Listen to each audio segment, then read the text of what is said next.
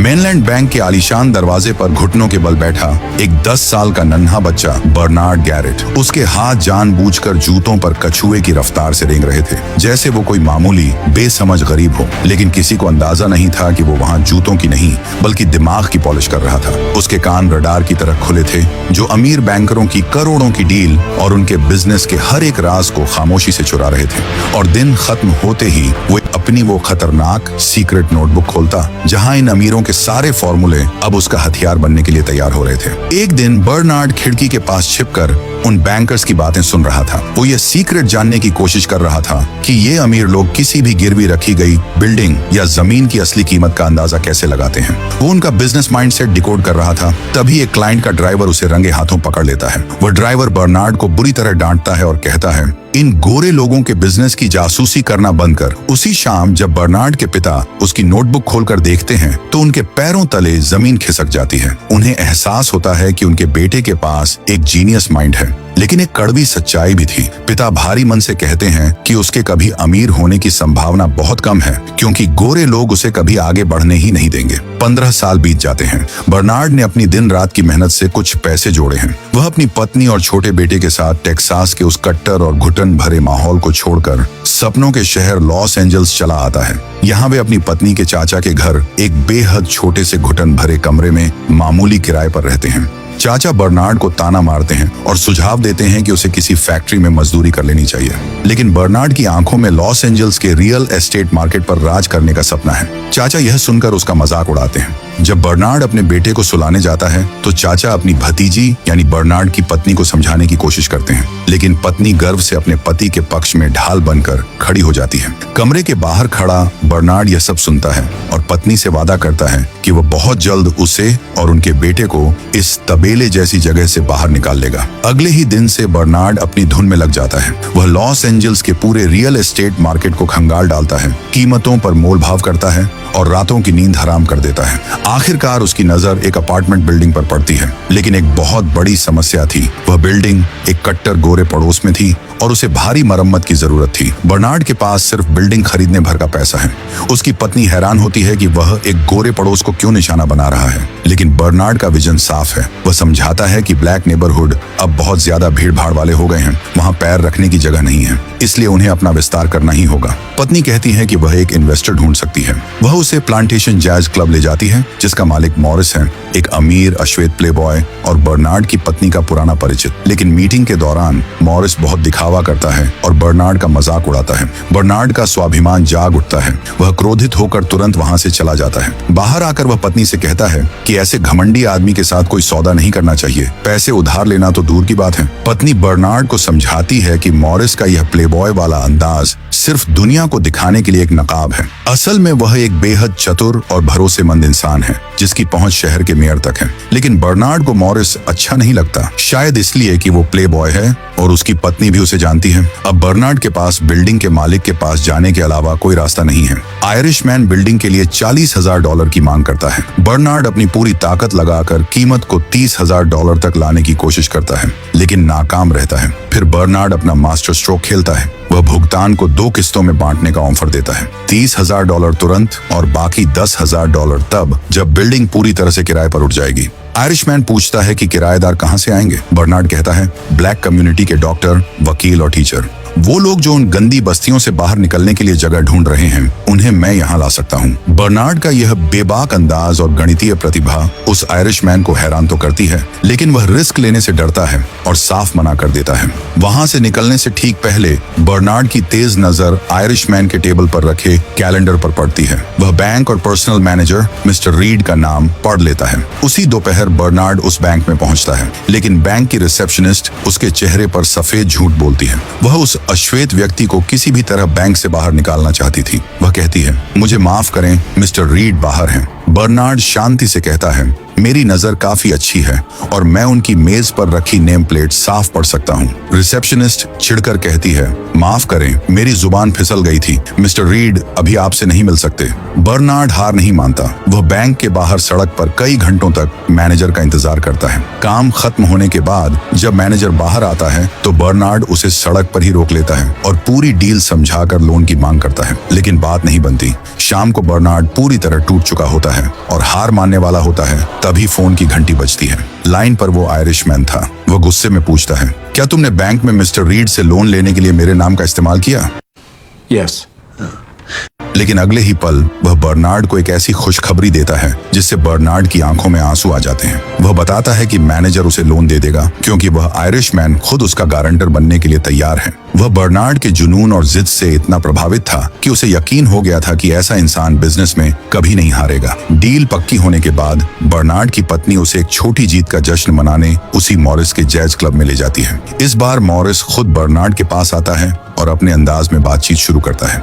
Morris दिल से स्वीकार करता है कि उसे बहुत खुशी होती है जब अश्वेत लोग सफल होते हैं और उसे बर्नार्ड के अंदर एक बहुत बड़ा और सफल इंसान दिखाई देता है। बर्नार्ड और उसका चचेरा भाई उस नई बिल्डिंग में मामूली मरम्मत कर रहे होते हैं। तभी एक गोरी किराएदार महिला उन्हें देख लेती है और तुरंत चिल्लाने लगती है। बर्नार्ड शांत लहजे में कहता है कि उसने यह घर खरीद लिया है। बुढ़िया कहती है, यह गोरों की बिल्डिंग है, तुम इस जगह के मालिक हो ही नहीं सकते। तभी वहां बर्नार्ड के चचेरे भाई का दोस्त मैट भी आ जाता है। बर्नार्ड पूछता है, क्या आपको मेरे लिए काम करने में कोई परेशानी तो नहीं? मैट कहता है, दोस्त, पैसा हरा होता है, मुझे रंग की बस यही एक चिंता है। कुछ ही घंटों बाद उस बुढ़िया की शिकायत पर पुलिस वहां आ धमकती है। पुलिस कहती है कि एक अश्वेत व्यक्ति मालिक होने का नाटक कर रहा है। जब बर्नार्ड कहता है कि वह सच में मालिक है तो पुलिस उसका मजाक उड़ाती है।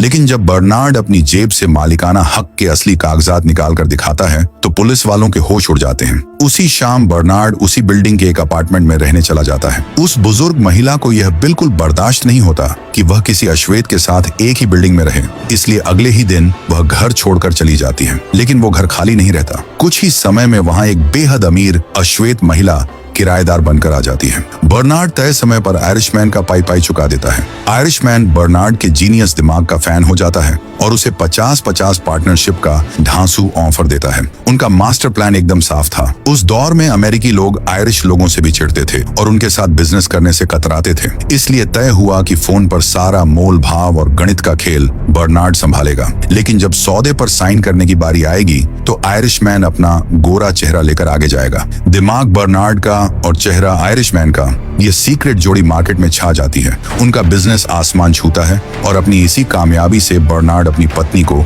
एक आलीशान घर गिफ्ट करता है। लेकिन सफलता का यह सफर अचानक रुक जाता है। बर्नार्ड के पार्टनर आयरिशमैन की अचानक मौत हो जाती है। जब बर्नार्ड अपना आधा हिस्सा मांगने उसकी गोरी पत्नी के पास जाता है तो वो उसे मार्केट से 4 गुना कम कीमत थमाकर उसकी औकात दिखाती है। वो साफ कह देती है कि वो किसी अश्वेत के साथ बिजनेस नहीं करेगी। वो बर्नार्ड को खुली धमकी देती है कि अगर ज्यादा चालाकी की तो एक फूटी कौड़ी नहीं मिलेगी, क्योंकि करोड़ों की वो पार्टनरशिप सिर्फ जुबानी थी, कागजों पर कहीं नहीं। बर्नार्ड एक खौफनाक चक्रव्यूह में फंस चुका था। या तो वो चुपचाप इस भीख को कबूल कर ले या मुकदमा करे जिसमें उसकी हार पक्की है। गवाह की तलाश में बर्नार्ड बैंक मैनेजर के पास जाता है, लेकिन मैनेजर उससे मिलने से ही इनकार कर देता है क्योंकि वह पहले से ही उस आयरिशमैन की पत्नी के साथ काम कर रहा था। बर्नार्ड निराश होकर बैंक से बाहर निकलता है, लेकिन तभी मेन डोर पर लगे एक बड़े साइन बोर्ड पर उसकी तेज नजर ठहर जाती है। उस पूरी गगनचुंबी इमारत में दर्जनों बैंकों के ऑफिस थे और बस यहीं उस अपमान की राख से एक ऐसा खौफनाक और पागलपन भरा मास्टर प्लान जन्म लेता है जो अमेरिका का इतिहास बदलने वाला था। क्यों न इस पूरी बैंक बिल्डिंग को ही खरीद लिया जाए ताकि इसके अंदर बैठा कोई भी बैंकर अपने ही मालिक को अनदेखा करने की जुर्रत न कर सके। चोट खाए हुए अहंकार और इस मास्टर स्ट्रोक को लेकर बर्नार्ड सीधा मॉरिस के पास पहुंचता है।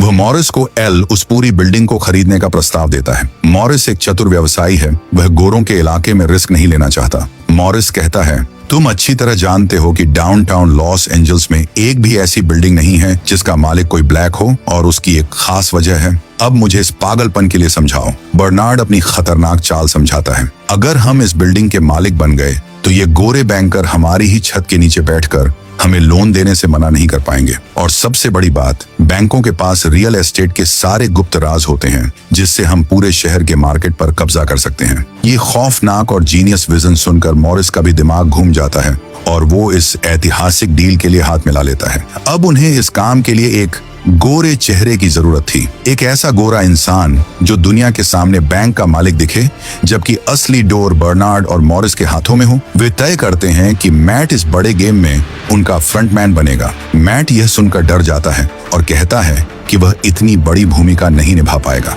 मॉरिस को भी यकीन नहीं होता कि मैट जैसा सीधा साधा लड़का यह कर पाएगा, लेकिन बर्नार्ड कहता है ये कर पाएगा। अगले दिन कैफे में मैट उदास बैठा होता है। उसे उदास देखकर उसकी स्कूलमेट उसके पास आती है, जो वहां वेट्रेस का काम कर रही है। वो पूछती है, क्या हुआ मैट? तब मैट कहता है कि मैं परेशान हूँ, मुझे पार्टनरशिप ऑफर हुई है, एक्सेप्ट करूं या ना करूं। पार्टनरशिप शब्द सुनते ही उस वेट्रेस के बर्ताव में मैट के लिए अचानक बहुत सम्मान आ जाता है। उस लड़की से मिली इस अहमियत को देखकर मैट का कॉन्फिडेंस एकदम से बढ़ जाता है और वो इस बड़े खेल में उनका फ्रंटमैन बनने के लिए पूरी तरह तैयार हो जाता है। अब शुरू होती है ट्रेनिंग। मॉरिस मैट को गोल्फ खेलना और अमीर गोरों की तरह चलना फिरना, बात करना सिखाता है। वहीं बर्नार्ड उसे रियल एस्टेट वैल्यूएशन के जटिल फॉर्मूले रटाता है। शुरुआत में मैट बहुत गलतियां करता है, जिससे मॉरिस निराश हो जाता है, लेकिन धीरे धीरे मैट की फोटोग्राफिक मेमोरी अपना कमाल दिखाती है। एक महीने के अंदर ही मैट गोल्फ खेलते खेलते करोड़ों की गणितीय गणनाएं चुटकियों में करने लगता है। मॉरिस एक प्रतिष्ठित गोल्फ क्लब में मैच फिक्स करता है, जहां मैट गलती से बैंक बिल्डिंग के मालिक चार्ल्स रेनॉल्ट से मिलता है। बर्नार्ड मैट को रेनॉल्ट के साथ फाइनल लंच मीटिंग के लिए तैयार करता है। वहां मैट अपनी गणितीय कुशलता और रटे हुए फॉर्मूलों से रेनॉल्ट को इस कदर प्रभावित करता है, वह $2.5 मिलियन की बिल्डिंग को मोल भाव करके 1.5 मिलियन तक ले आता है। इस जीत के बाद वे रुकते नहीं।